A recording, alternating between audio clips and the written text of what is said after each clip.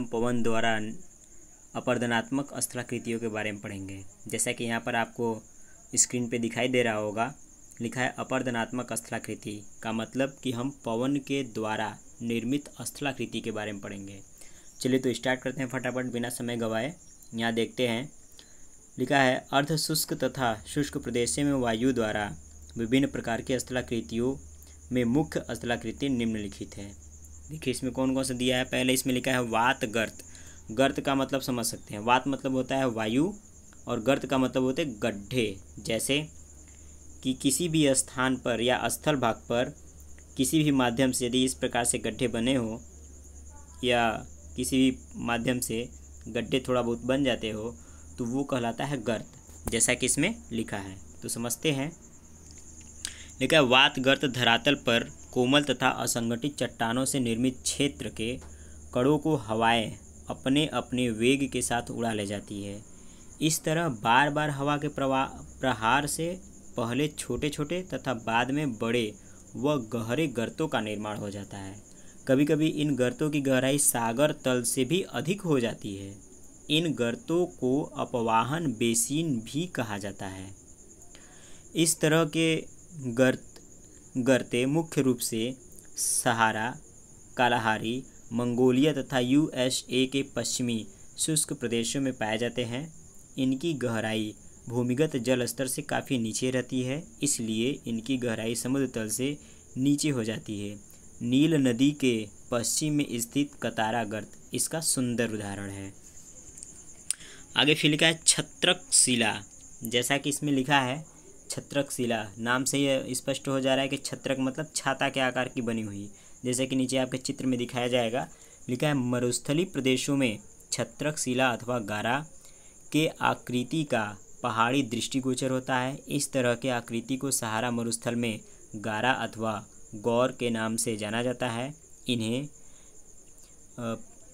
पिल्ज फैल्सन भी कहा जाता है।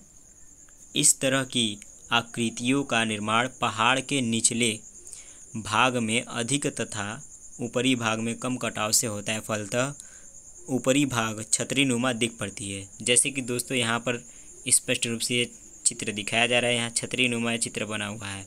इसको थोड़ा और विस्तृत हम समझते हैं।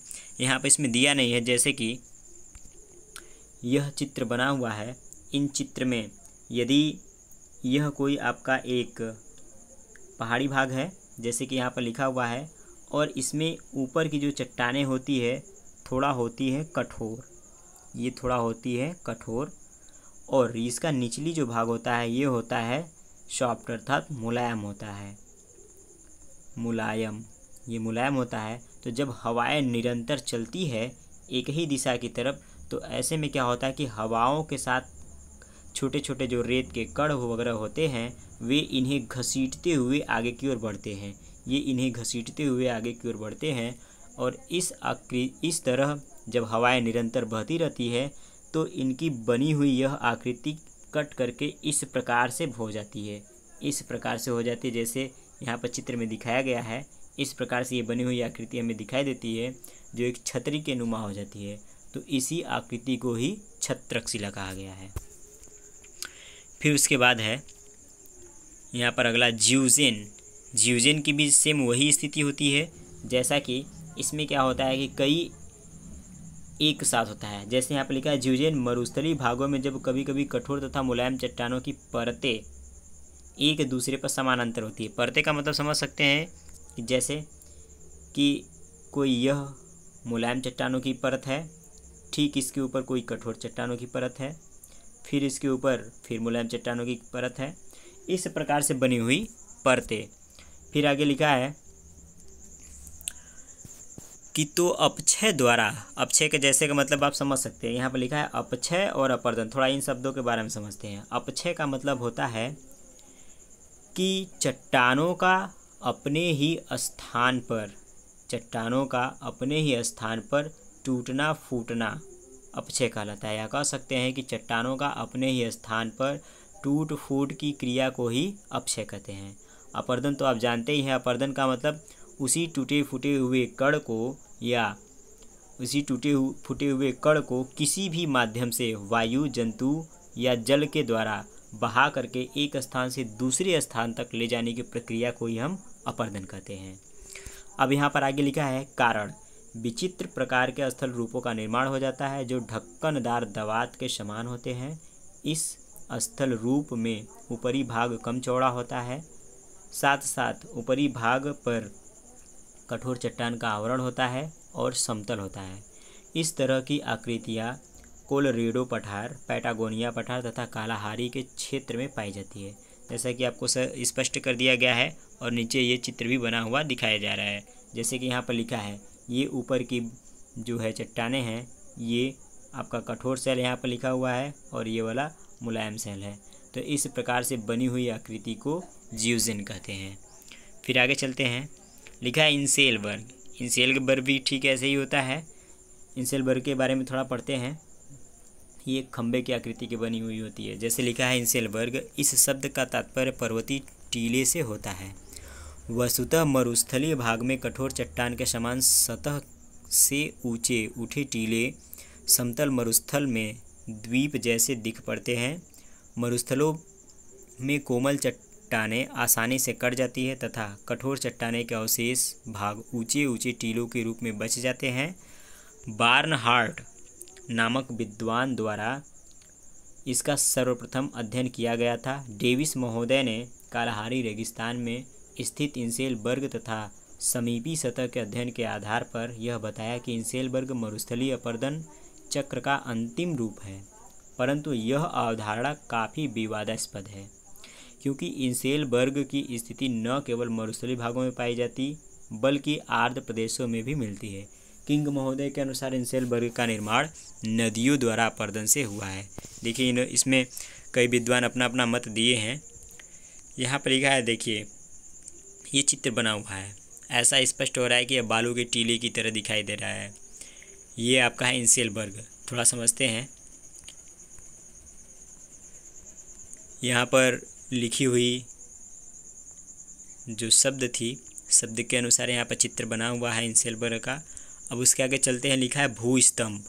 भूस्तंभ यहाँ पर क्या कर रहा है, लिखा है कि शुष्क तथा अर्धशुष्क प्रदेशों में कोमल तथा असंगठित चट्टानों के ऊपर अधिक कठोर तथा प्रतिरोधी चट्टानों के रहने से भूस्तंभ का निर्माण होता है। ऐसी स्थिति में जो कोमल चट्टान कठोर चट्टान के नीचे दब जाती है वह अपरदित के आवरण के नीचे ढकी हुई मुलायम चट्टानों के ज्यों के त्यों अपनी स्थिति में बनी रहती है। ऐसी परिस्थिति में आसपास की कोमल चट्टानें हवाओं द्वारा कटती रहती है और कठोर चट्टानें स्तंभ के रूप में खड़ी रहती है। जैसे कि यहाँ पर चित्र में दिखाया गया है, ये देख सकते हैं कि यह ऊपर की बनी हुई वो आपका कठोर चट्टानें हैं, उसके नीचे मुलायम चट्टानें हैं, फिर बाकी इसी तरह से ये स्तंभनुमा दिखाई दे रहा है जिसे हम भूस्तंभ कहते हैं। अब यारडंग के बारे में समझते हैं। यारडंग क्या कर रहा है, लिखा है कि इसका निर्माण जियोजेन के विपरीत होता है।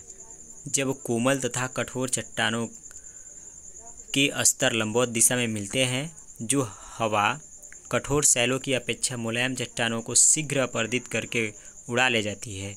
इस प्रकार कठोर शैलों के मध्य कोमल शैलों के अपरदित होकर उड़ जाने के कारण कठोर चट्टानों के भाग खड़े रह जाते हैं। इन चट्टानों के पार्श्व में पवन द्वारा कटाव होने से नलियां बन जाती हैं और इस तरह के स्थल रूप को यारडंग कहा जाता है। ये पवन के दिशा के समांतर रूप में होते हैं। इसकी ऊंचाई 20 फीट तथा चौड़ाई 30 से 120 फीट तक होती है। इसका निर्माण निश्चित रूप से पवन के अपघर्षण से होता है। अपघर्षण का मतलब क्या होता है दोस्तों? अपघर्षण का मतलब आपको समझा दे रहे हैं। जैसे कि जब हवाएं चलती है तो हवाओं में छोटे छोटे रेत के कण, धूल के कण वगैरह वगैरह सब उड़ करके एक साथ बहते चले जाते हैं।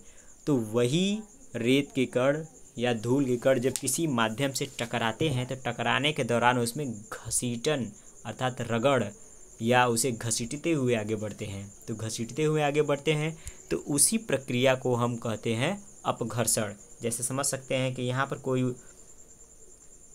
ऑब्जेक्ट खड़ा है और हवाएं इस दिशा से चलना प्रारंभ कर रही है हवाएं, तो इन हवाओं में रेत के कण, धूल के कण वगैरह सब उड़ करके एक साथ जाते हैं। तो ऐसे में क्या होता है कि इसे घसीटते हुए आगे बढ़ते हैं और यही प्रक्रिया को कहा गया है अपघर्षण।